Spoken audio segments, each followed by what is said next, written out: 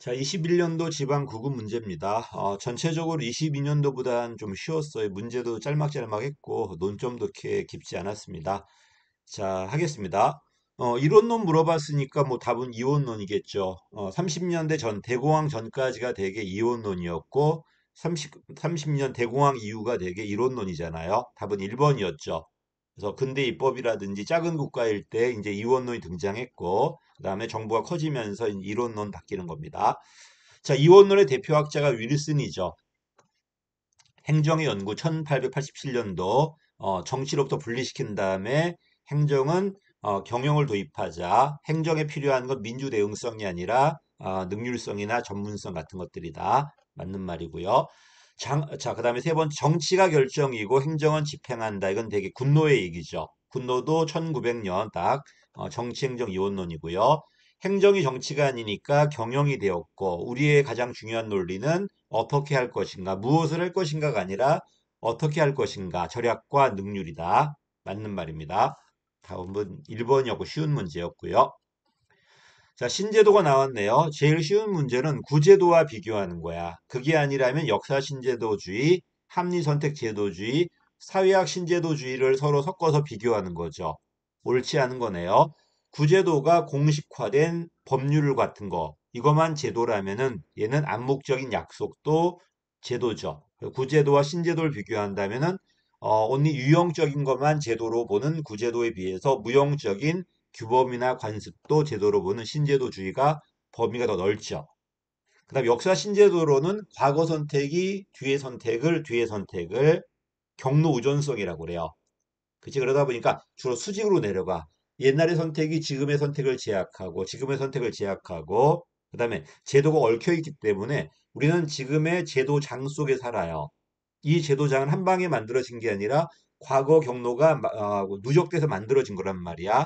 여기에 새로운 제도가 들어왔을 때 의도하지 않은 부작용이 나올 겁니다. 왜? 기존의 경로와 안 맞을 수 있을 거니까. 그래서 왜 행정개혁이 실패했는가에 대한 설명으로 많이 들어와요.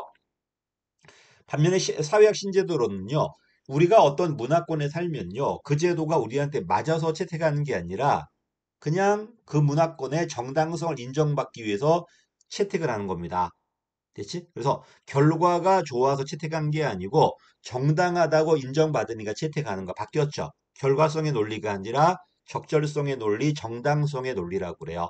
여러분이 어떤 교과서를 채택한 이유도 이 교과서가 내 행정학 점수에 제일 크게 기여하니까 그런 게 아니고 다 그러고 있어 지금 일타라고 해가지고 그러니까 나도 그걸 해야지 정당하다고 느끼겠죠. 나한테 효율성이 있는 게 아니라 사회가 맞다고 하니까 나도 채택하고 있다는 겁니다. 합리성과 거리가 멀죠. 그래서 역사가 주로 종적으로 내려가는 거라면 사회학은 횡적으로 닮아가는 거죠. 그 다음에 합리선택 제도주의는 경제학이 2세대 경제학이고 1세대가 완벽한 경쟁과 완벽한 정보로 시장에서 다 할 수 있다면은 얘는 그렇지 않습니다. 불완전 경쟁, 불완전 정보, 상황의 불확실이니까 이 시장 실패를 제도 장치로 보완할 수 있다는 거죠. 그럼에도 불구하고 인간은 자기 이익을 추구하는 합리 경제인이란 가정은 그대로 들어가 있어. 다만 자기 맘대로 하다가 보면 망한단 말이야. 옛날엔 자기 맘대로 자기 이익을 추구하더라도 가격이란 놈이 균형점을 찾아줬잖아요. 근데 그게 안 되니까 제도 장치가 이 이기성을 제약해가지고 균형점을 찾게 만들겠다는 겁니다. 근데 그렇다고 해서 내가 착해진 건 아니야. 제도가 제약했기 때문에 내가 행동을 못하는 것뿐이지 내가 착해진 건 아닙니다. 됐죠? 어쨌든 제도가 합리적 인간이 바뀐 건 아니야. 다만 이 사람의 어떤 효용함수를 변화시켜서 사회적으로 바람직하게 만들겠다는 거죠. 답은 3번이 틀렸습니다. 그나마 이 문제가 좀 어려웠죠. 그래도. 세 번째입니다. 신공공 관리로 너무 쉽죠. 이거는 1초짜리 문제고 독점이 아니라 경쟁, 노젓는 게 아니라 방향 잡기야. 직접 생산이 아니라 민간이 생산할 수 있게 도와주는 겁니다. 답은 2번이었고요. 투입 중심이 아니라 성과 중심이었고 사후 대처가 아니라 미래 대비 사전 예방이었고요. 너무 쉬웠고 답은 2번이었습니다. 자, 그다음 앨리슨 모형이네요. 앨리슨 모형 1, 2, 3가 나오잖아요. 합리 모형은 국가 전체야. 그다음에 조직과정 모형 부서의 이익이고요. 그다음에 상급자 개개인들의 이익은 누구다? 이거는 관료 정치 모형이죠. 어쨌든 앨리스 모형엔 세 가지가 있으니까 이거 갖고 답이 안 나올 거고 쓰레기통 모형은 없습니다. 그래서 60년대 쿠바 미사일 사건이다 맞는 말이고 자 보니까 각 부처를 대표했네요. 각 부처. 각 부처를. 근데 부처만 대표한다면은 뭐가 돼야 돼? 조직 과정이 돼야 돼요. 근데 뭐가 있어야 돼? 부처만 대표한 게 아니라 각자가 선호하는 대안이 있고 이 각자라는 게 그 부서의 대표자들이야. 장관들 이런 분들 선호한 대안들이 있구만. 이런 대안들이 서로 갈등과 타협 과정, 부서 간 타협이 아니라 상급자 간의 정치 게임을 통해서 만들어졌군요. 그렇죠? 이건 무슨 모형이다? 관료 정치 모형이에요. 관료 정치 모형. 자, 그래서 보다시피 부서의 단순한 대표자라면은 조직과정 모형인데 부서의 의견도 있지만 자기의 선호도 있고요. 그다음 이 선호들을 서로 지네끼리 협상해서 만들었다 게임을 통해서 이거는 관료 정치 모형에 가깝습니다. 조직과정 모형은 대표자가 들어오긴 들어오는데 단순하게 부서의 이익을 전달하는 사람이야. 자기 선호가 있는 게 아니고요. 반면 관료 정치 모형은 부서의 이익도 전달하지만 그 부서 대표자들의 각자 이익이 있다는 거야. 여기까지입니다. 답은 4번이었습니다. 여기 좀 어렵다 그래도. 자, 옹호 모형이네요. 자, 지지연합 모형으로 주로 나왔는데 옹호 모형으로 나왔구만. 자, 기억나죠? 옹호 모형은 밑에 실무자를 연구합니다. 찬성연합과 반대연합이 있어. 여기는 공도 있고 사도 있고 82년도 모형이거든요. 여기 공도 있고 사도 있고요. 찬성연합은 자기 정책을 신념을 정책에 반영시키기 위해서 반대연합도 마찬가지야. 그치? 이런 게임 속에서 정책이 서서히 변해간다는 거야. 그래서 정책은 옛날에 초기에는 5년 이상 보자고 그랬어요. 근데 이 사람들은 5년 이상이 아니라 10년 그 이상을 보자고 그래요. 그래서 단순하게 결정되고 집행되고 끝나는 게 아니라 반복되는 학습 과정이다, 변동 과정이다. 이 갈등을 누가 중재한다? 중개자가 중재한다는 겁니다. 이 중개자는 정치가일 수도 있고 관료일 수도 있고 시민단체일 수도 있어요. 이런 용어들이 새롭게 나왔네요. 자, 그 다음에 요 안에 있고 요 외부 변수들이 있는데 이 외부 변수들은 안정적인 변수가 있고 역동적인 변수가 있어. 안정적인 변수라는 건 사회 구조라든지 법률 구조 같은 것들. 반면 역동적인 변수는 사건들이에요. 그래서 이런 외적 변수가 이런 찬성연합, 반대연합의 갈등 사이에 영향을 준다는 거예요. 됐지? 근데 이런 신념은 세 가지가 있거든. 그 다음에 규범 신념, 이게 기저 신념이라고 그래요. 그 다음에 정책 신념, 그 다음에 부차 신념이 있어요. 이 규범 신념은 바뀌지가 않아요. 그지? 여러분이 생각하는 자유의 생각, 평등의 생각, 이런 생각이니까 크게 변하지 않는 거 종교 개종처럼 어렵다고 그래요. 정책 신념도 잘 안 바뀌는데, 저도 뭐 아주 나이가 먹었다든지 심각한 경제 위기가 나온다면은 정부에 대한 생각이 달라질 수도 있겠죠. 다음에 부차 신념은 이런 정책 신념을 이루기 위한 규칙 같은 거니까 잘 변합니다. 어쨌든 기저 신념은 쉽게 변하지 않습니다. 처음 나왔던 지문이지만 답은 어렵지 않았을 거라 생각해요. 기저 신념이 보다시피 가장 핵심 신념입니다. 이런 거는 여러분이 생각하는 근본적 가치이기 때문에 잘 변하지 않는다는 거고요. 중개자가 조종한다는 거고요. 그다음에 보다시피 자기의 신념이 정책에 관철될 수 있도록 이렇게 자기의 자원을 가지고 게임을 한다는 겁니다. 둘이 대등하다 보니까 급격하게 변하는 게 아니라 천천히 천천히 점증적으로 변한다는 겁니다. 이게 사바티의 지지연합 모형이에요. 이 당시에는 그래도 좀 어렵게 나온 거다 이게. 답은 그래서 2번입니다. 신념 체계를 물어본 건 처음입니다. 다시 규범 신념이 핵심이야. 그 다음에 정책 신념, 그 다음에 부차 신념이 있습니다. 규범 신념은 거의 안 바뀐다고 생각하시면 돼요. 개종이 안 되듯이. 그다음에 정책 신념은 커다란 사회 변동이 바뀔 수도 있어요. 바뀔 수도 있고요. 이 정책 신념이 정치에 제일 큰 영향을 주고요. 그 다음에 부차 신념은 아주 쉽게 바뀌는 겁니다. 여기까지입니다. 답은 2번이었습니다. 그 다음에 이제 진실험의 내적 타당성이네. 검사는 뭐죠? 내가 실험하기 전에 정책을 하기 전에 그 문제를 풀어본 거야. 풀어봤기 때문에 그 다음에 정책을 했고 똑같은 문제 풀었어요. 정책을 잘한 게 아니라 아까 경험 때문에 효과가 나오는 게 바로 학습 효과, 검사 효과, 테스트 효과라고 그래요. 자, 봐. 사전 측정을 해버렸구만. 정책을 하기 전에. 그럼 나는 정책을 하지 않아도 이미 측정을 해봤기 때문에 익숙해졌잖아. 학습 효과를 얻었죠. 그 다음에 끝난 다음에 정책한 다음에 다시 측정을 한 거야. 이건 정책 효과가 아니라 바로 뭐의 효과다? 경험의 효과죠. 답은 1번입니다.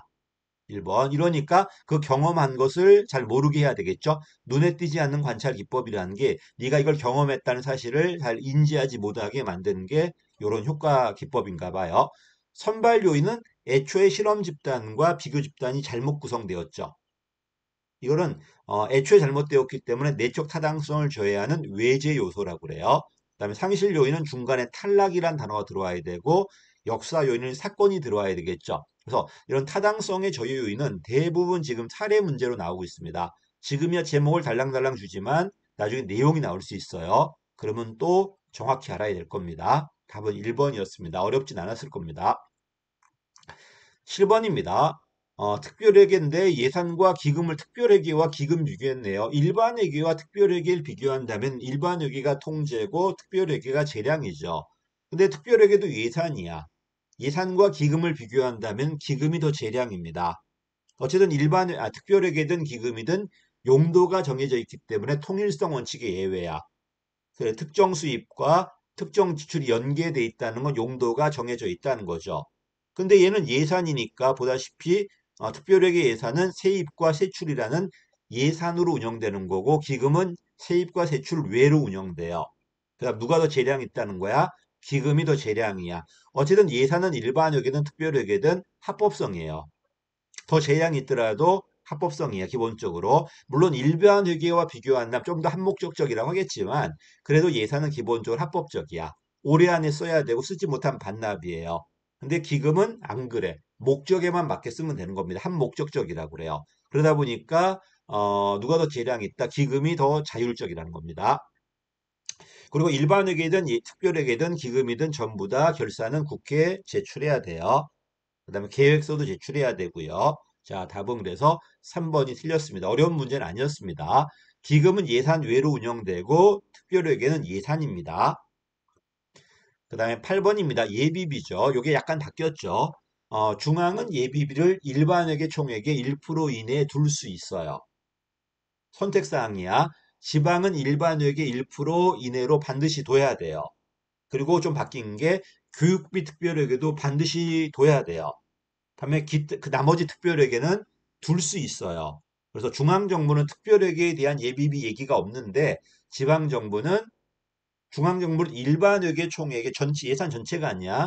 일반회계 총액의 1% 이내예요. 근데 지방은 일반회계와 교육비 특별회계는 1% 이내로 반드시 둬야 되고 나머지 특별회계는 1% 이내로 둘 수 있어요.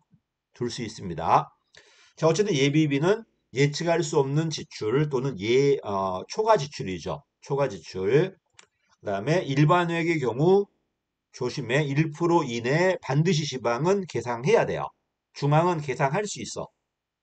얘는 계상해야 돼. 그리고 뭐 안 된다? 지방의회가 폐지나 삭감, 감액한 금액의 예비비를 사용할 수 없어요. 지방재정법 문제네. 그래서 항상 그 구급 문제를 이게 법령 문제에 대해서 어렵게 만듭니다. 예산 심의 결과 감액한 금액이나 폐지된 금액은 예비비를 사용할 수 없습니다. 중앙도 목적 예비비가 있고 지방도 목적 예비비가 있는데 중앙은 다 되는데 공무원 보수 인상은 안 돼요. 지방은 언니 뭐밖에 안 된다? 재해복구밖에 안 됩니다. 그치? 재해, 재난복구 이걸로 목적 예비비를 둘 수 있습니다. 그래서 중앙과 지방을 비교해야 돼. 둘 다 일반역의 1% 이내는 맞지만 중앙은 선택이고 지방은 필수고 지방이 돈이 없다 보니까 예비비를 남겨둬야 돼요. 또 새로 들어온 게 교육비 특별회계도 1% 이내로 필수 남겨둬야 되고 나머지 특별회계는 1% 이내로 둘 수 있어요. 그 다음에 목적 예비비는 중앙도 있고 지방도 있지만 중앙은 공무원 보수 인상만 안 되고 지방은 재난 재해 복구에만 사용할 수 있습니다. 여기까지. 그 다음에 9번입니다. 예산제도죠. LIBS, PBS, PPBS, GBB 물어보는 겁니다. LIBS는 투입물이 적혀져 있어 전부 다. 재량권이 없습니다. 쉬운 문제였고 1번입니다. 성과주의는 목적물이 집이고 업무 단위가 평이라면은 100평짜리 집이라면 업무 원가 단위 원가가 나올 거예요. 평당 10,000원이야. 업무량이 100평이니까 만 원 곱하기 100 하면 100만 원이 예산이겠죠. 그래서 50년대 성과주 예산 제도는 단위 원가 기초로 예산 편성하는 거 맞고요. 계획은 장기 플랜을 사업 구조화시킨 다음에 비시 분석을 통해서 환가하는 거야. 이건 말만 예산 짜는 거지 정책 대안을 만들고 전부 다 비시 분석을 통해서 현재 가치로 바꿔놓으면은 자동 예산이 만들어지겠죠. 그래서 장기적인 기획과 단기적인 예산을 연계하기 위해서 이 사업을 구조화시키는 거야. 큰 사업, 중기 사업, 단기 사업으로. 그지? 그다음 이 모든 사업들을 현재 화폐 가치로 환산시키는 거고요. 합리 모형 맞죠? 주로 신규 사업만. 다음에 연기준 예산은 기존의 모든 사업, 기존의 모든 금액을 인정하지 않고 사업과 금액을 재평가해 가면서 늘릴 것인가 줄일 것인가 판단하는 게 연기준이죠. 전년도 예산에 구애받지 않는다는 게 전년도 사업뿐만 아니라 금액에도 구애받지 않습니다. 근본적 재평가를 통해서 매년 다시 하는 거죠. 그래서 계획이 주로 신규 사업의 분석이라면 연기준은 모든 사업의 기존 사업의 평가 쪽이었죠. 또 계획이 대통령이 참모를 통해서 하향적으로 내려가는 거라면은 얘는 기존의 부서가 상향적으로 평가해서 올리는 방식이죠. 서로 비교 한번 해보시고요. LIBS는 재량권 확대가 아니라 통제하려고 들어온 거야, 지금. 언제 무엇을 얼마 주고 사라. 다 정해져 있는 투입물 중심의 예산 제도입니다. 9번에 1번이었고요. 이건 쉬웠네요. 자, 엽관주도 이거 쉬웠죠? 엽관주 1번 틀렸어. 엽관주는 정당에 대한 충성도야. 정당에 대한 충성도고 개인의 능력이나 적성 기술은 실적주의죠. 또 신분이 보장되는 실적주의는 4년짜리 대통령이 통제하기가 어려워요. 네, 집권 정당이 임명하는 엽관주의는 정치 지도자, 대통령이나 장차관들의 통제가 쉬워요. 약화되는 게 아니라 강화되겠죠. 그 다음에 신분 보장이 되는 실적주의는 통제가 어려우니까 대응성이 떨어져요.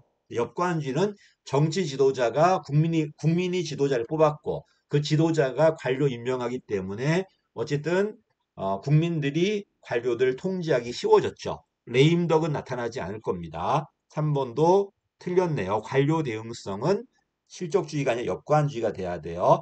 반면에 엽관주의는 정당의 추종자, 집권장당 애들만 공무원이 될 수 있잖아. 실적주의는 시험만 본다면 누구나 공무원 될 수 있기 때문에 기회균등이 넓어졌다고 그래요.